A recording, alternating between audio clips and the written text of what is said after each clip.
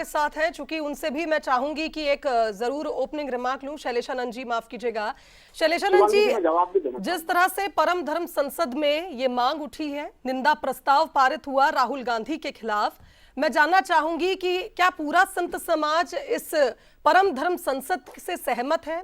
और जिस तरह से परम धर्म संसद की बात हो रही है, लगातार ये कहा जा रहा है कि एक प्रस्ताव पारित हुआ है, निंदा प्रस्ताव उसको नाम दिया जा रहा है, इसकी वैधानिकता मैं जानना चाहती हूँ। क्या पूरा संत समाज इस परम धर्म संसद से सहमत है? इस प्रस्ताव पर आप एकमत हैं? देखिए, एक बात स्पष्ट रखिएगा आप कि ये जो धर्म संसद हुई है, वहां पर जो भाषा से उन्होंने एक नोटिस जैसा दिया है राहुल जी को, उससे मैं सहमत हूँ, ताकि उससे वस्तु स्थिति स्पष्ट होकर के सामने आती है कि उनका कहने का मंतव्य क्या था। तो इसमें किसी को कोई आपत्ति नहीं होनी चाहिए। संतों के मन में चिंता का विषय सदैव से रहा है। देखिए, हम सभी को ये बात समझना होगी, वेद, पुराण, उपनिषद, उसके पश्चात स्मृतियां, ये अलग अलग हिस्से हैं। स्मृतियों में इतनी सैकड़ों स्मृतियां हैं जो कि ऋषि विशेष की होकर के उनका स्वयं का अनुसंधान है। उनमें कई में बहुत अच्छी बातें लिखी है और कुछ बातें देश काल परिस्थिति के अनुरूप परिवर्तन करने योग्य भी होती है। तो उसके ऊपर इतना बड़ा बवाल करने की आवश्यकता नहीं थी। गलती कहां पर हुई कि एक बलात्कारी को सजा हिंदू धर्म ग्रंथों में क्या होती है, उसके ऊपर यदि राहुल जी बोलते हैं तो मुझे ज्यादा अच्छा लगता, क्योंकि शांति पर्व के अंदर लिखा हुआ है कि अंग भंग करना, या उनको एक जगह लिखा हुआ है कि बृहस्पति ने तो उनको गधे पे बैठा करके घुमाने का, यानी इस प्रकार के उसमें कठोर प्रावधान लिखे हैं। वही मनुस्मृति के अंदर भी एक जगह पर लिखा हुआ है कि बलात्कारियों के साथ में कठोरतम व्यवहार किया जाना चाहिए। तो यहाँ पर मनुस्मृति को लाने की आवश्यकता थी ही नहीं।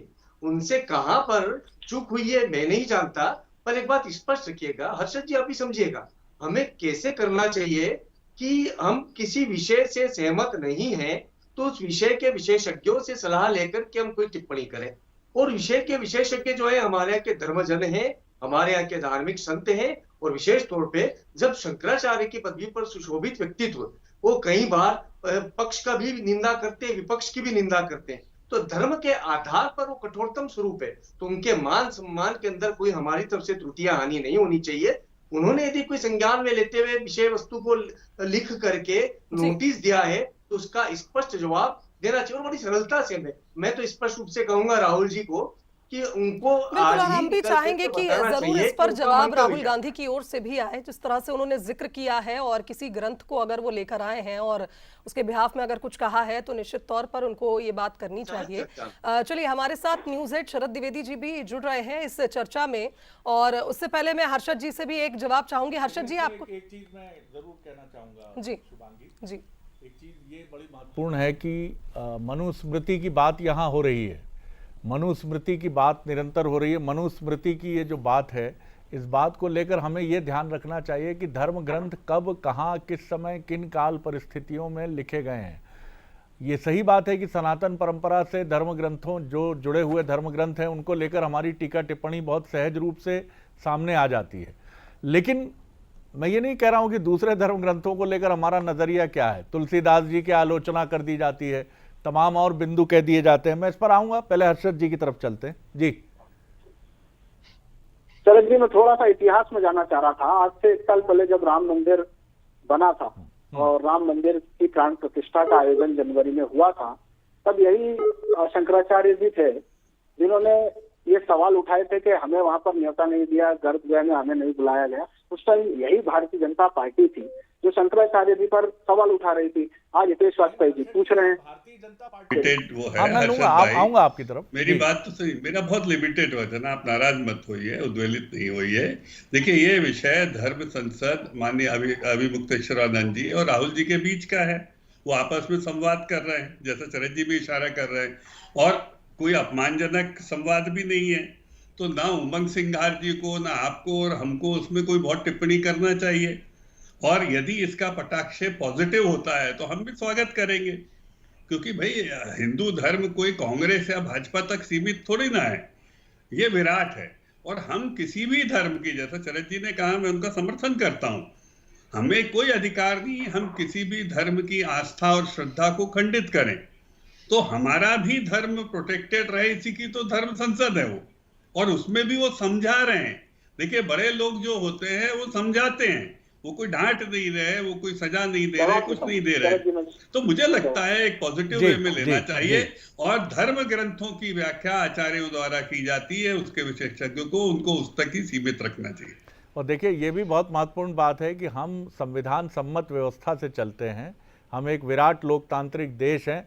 कई बार ये घालमेल होता है कि धार्मिक अलग अलग समुदायों की तरफ से कुछ ऐसी बातें आती हैं जो संविधान में भी संशोधन की बात करने लगती हैं। के लिए जी डॉक्टर वाजपेयी, फिर मैं शैलेशानंद जी की तरफ चलूंगा। जी बस मैं इसी पे आना चाह रहा था। देखिए क्या है, हमारा, फिर बता दे, हमारा किसी से कोई झगड़ा नहीं है। और माननीय अभिमुक्तेश्वरानंद जी जी के विचार हैं, जी कोई दल से संबद्ध नहीं है, और उनके विचारों को सुनना, जब हमारे अनुकूल हो तो भी सुनना, प्रतिकूल हो तो भी सुनना, यही तो हमारा काम है। तो भाई जब उनके प्रतिकूल विचारों थे हमने उनको जी, और उसके बाद जब उनके अनुकूल विचार हैं तो हम उसको भी सुन रहे हैं। लेकिन आज का विषय बहुत स्पष्ट है। फिर जैसा माननीय आचार्य जी ने भी कहा, अमृतेश्वर जी ने भी कहा है कि उन्होंने अपनी एक बात रखी है, और राहुल ने जो सार्वजनिक वक्तव्य दिए उसके संदर्भ में एक बात रखी गई है, उसको लेकर राहुल जी अपना वक्तव्य रख देंगे तो बात अलग है। और रहा सवाल हिंदुओं का, हिंदू धर्मों का, तो हमारा एक ही लाइन का कहना है कि साहब किसी भी धर्म का मान नहीं कर सकते, ना करिए, अपमान मत करिए, क्योंकि धर्म केवल श्रद्धा और आस्था का विषय है। उसको तर्क और कुतर्क में मत शैलेशानंद जी की तरफ चलूंगा इसी सवाल के साथ। जी शैलेशानंद जी, ज्ञान मार्ग में कई बार मैं खुद अपने उदाहरण से बात रखता हूं। कई बार मैं खुद नहीं समझ पाता हूं, मैं सिर्फ सनातन की बात नहीं कर रहा हूं, किसी भी ग्रंथ की गहराई को समझने के लिए उस परंपरा से जुड़े दीक्षित जो धर्माचार्य हैं उनके साथ संवाद बहुत आवश्यक है। हमें नहीं मालूम है कि किस स्मृति में, किस परिप्रेक्ष्य में क्या टिप्पणी की गई है जिसको कोई दूसरा हथियार बनाकर इस्तेमाल कर ले। आप ये समझाइए कि ये जो टिप्पणी आई है, क्योंकि इंदिरा जी को भी 84 के आसपास मंदिर प्रवेश को लेकर उड़ीसा में बात उठी थी, और फिर स्वरूपानंद सरस्वती जी ने उनका मंदिर प्रवेश कराया था। ऐसी घटनाएं उठती हैं। इंदिरा जी रुद्राक्ष की माला बिल्कुल सार्वजनिक रूप से पहनती थी, धर्माचार्यों से उनका मिलना जुलना बहुत सहज होता था। मैं ये नहीं कह रहा हूं राहुल जी का नहीं होता, वो भी खूब जाते हैं, मिलते हैं, लेकिन इसको सहज रूप में से लेकर इसका पटाक्षेप करना चाहिए, बजाय इसको बीजेपी कांग्रेस के बीच में उलझाने के। जी सही बोल रहे। देखिए आप, शरद जी आपकी जी आपसे सवाल था। व्यापक है कि वो एक पुस्तक में नहीं आ सकता, एक ग्रंथ में नहीं आ सकता। सबसे पहले तो हमें समझना चाहिए जी, क्योंकि हम क्या सोच रहे हैं कि एक स्मृति के आधार पर हम संपूर्ण सनातन के वांग्मय को हम प्रभावित कर पाएंगे।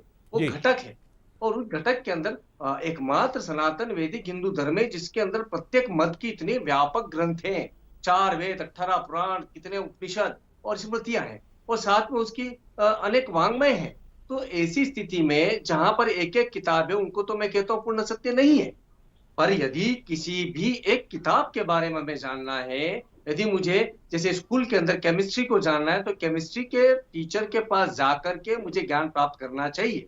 मुझे फिजिक्स का जानना है तो फिजिक्स को, तो जो विषय विशेषज्ञ हैं उनसे हमें सर्वप्रथम चर्चा करनी चाहिए, तत्पश्चात शब्दों का चयन करना चाहिए। क्योंकि देखिए शब्द ही जान ले लेते हैं, शब्द ही जान लेते हैं, लेकिन आपको जानना है तब भी शब्द है, और आपको जान लेना है तब भी शब्द है। तो इन शब्दों का चयन बेहद मायने रखता है, पर इसको इतना सरल सहज रखना चाहिए संवाद को कि कई बार संतों से भी वार्तालाप के अंदर त्रुटियां हो जाती है, और एक संत पूरे संपूर्ण वैदिक ग्रंथों का ज्ञाता हो जाए यह भी संभव नहीं है।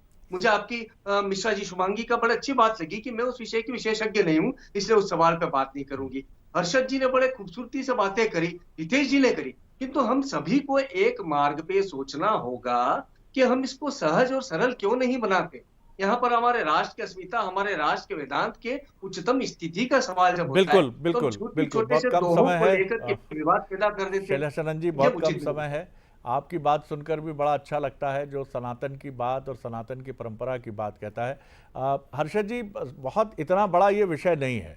सबसे पहले शंकराचार्य जी की आपत्ति है, अब वो क्या, और ऐसे शंकराचार्य जी की आपत्ति क्षमा सहित जिन पर यह आरोप मंडित किया जाता है कि वो कांग्रेस के प्रति इंक्लाइन होते हैं, वो ऐसे शंकराचार्य, हमने भी उनसे पूछा तो उन्होंने कहा मैंने तो राम सेतु का, जब यूपीए की सरकार ने तथाकथित रूप से तोड़ने की बात थी तो मैंने प्रचंड विरोध किया।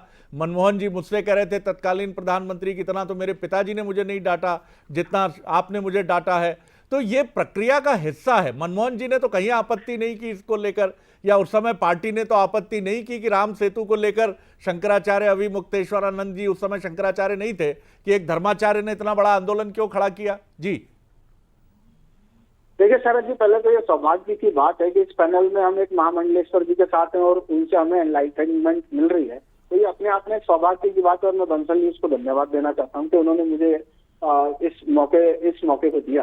देखिए, मैं मनुस्मृति पर फिर एक छोटी सी एक बात कर रहा हूँ कि देखिए, जब ये मनुस्मृति उस समय जब बनाई गई होगी तो ये एक आदर्श जीवन कैसे होना चाहिए, उसमें क्या कानूनी बाध्यता होनी चाहिए, ये सबको डिफाइन करने के लिए बनाई गई होगी। आज यही काम संविधान करता है। तो राहुल गांधी जी भी सिर्फ यही कह रहे थे कि संविधान, जो आज का संविधान है, उस संविधान के हिसाब से कानूनी रूप से उस परिवार को संरक्षण मिलना चाहिए, सरकारी कानूनी, और जो लोग बाहर घूम रहे हैं, जो बलात्कारी हैं, जो बाहर घूम रहे हैं, उनको जेल में होना चाहिए। लेकिन हो विपरीत रहा था। इस पर मुझे लगता है उनके कहने का मतलब ये था, बाकी स्पष्टता आ जाएगी, आप और हम उसको फिर देखिए, चर्चा आपने करेंगे। अच्छी बात कही कि राम मंदिर बना तो राम मंदिर किसी धर्म ग्रंथ से, वो चाहे हिंदू हो, सनातन हो या इस्लाम का हो, उसका आधार बनाकर नहीं बना, वो तथ्यों के आधार पर बना। वो उसके लिए एक कमिटी कॉन्स्टिट्यूट हुई, सुप्रीम कोर्ट की रूलिंग आई, ये बात बिल्कुल ठीक है। तो किसी भी धर्म ग्रंथ को आधार बनाकर वो किस परिप्रेक्ष्य में, मैं फिर दोहरा रहा हूँ, किस समय क्या कहा गया, और उस सनातन के लिए जिसने पूरी दुनिया को अपने दामन में समेटा, उसके बारे में कोई भी ऐसी टिप्पणी करते समय क्यों उसका जिक्र लाना, ये भी एक प्रश्न उठता है। कि हम जब ये प्रश्न किसी धर्म ग्रंथ का ले आते हैं, हम ये भी कह सकते थे कि कुछ धर्म ग्रंथों में भी प्रोटेक्शन की बात होती है, किस धर्म के हैं मैं इसका उल्लेख नहीं करूंगा। लेकिन जब आप स्पेसिफिक रामायण की बात कर लेते हैं, आप मनुस्मृति की बात कर लेते हैं, जब आप किसी पुराण या उपनिषद की बात कर लेते हैं, वेद की बात कर लेते हैं, तो आप किसी धर्म पर सीधे आमने सामने हो जाते हैं। और शंकराचार्य जी ने यही बात उठाई। वक्त की कमी है, लेकिन मुझे लगता है जी डॉक्टर वाज, आप कुछ कहना चाह रहे हैं? 10-5 सेकंड। मैं तो आचार्य जी की एक लाइन से समापन करना चाहूंगा, जो उन्होंने कहा, हमें ध्यान रखना चाहिए कि शब्दों से हम जान लेते हैं, नहीं तो शब्द जान लेते हैं। क्या बात है, वाह वाह। शब्दों से हम जान भी लेते हैं और शब्दों से हम जान भी ले लेते हैं। तो ऐसा ना करें, हम शब्दों से ज्ञान को जाने, क्योंकि जानने का अर्थ है ज्ञान। और इसको लेकर कोई भी अड़ियल रवैया नहीं होना चाहिए। मंडन मिश्र, शंकराचार्य, शास्त्रार्थ की अद्भुत परंपरा है इस देश में, लेकिन कोई कटुता नहीं है। शास्त्रार्थ के बाद जो पराजित भी होता है वो भी प्रणाम करके शिष्य ग्रहण कर लेता है। तो बेहतर यही है कि हम इस देश में इसी परंपरा को आगे ले जाएं, जो हमारे सनातन की एक धारा है, परंपरा है। आप सबने बड़ी सहिष्णुता के साथ हिस्सेदारी की। स्वामी जी, बहुत धन्यवाद आपका। शैलेशानंद जी, आपने अपनी पार्टी का पक्ष रखा प्रबलता से, आपका भी बहुत धन्यवाद। और डॉक्टर हितेश वाजपेयी ने भी अपनी बात रखी, उनके लिए उनका भी बहुत धन्यवाद। बहुत धन्यवाद शुभांगी, मैं बीच में कूद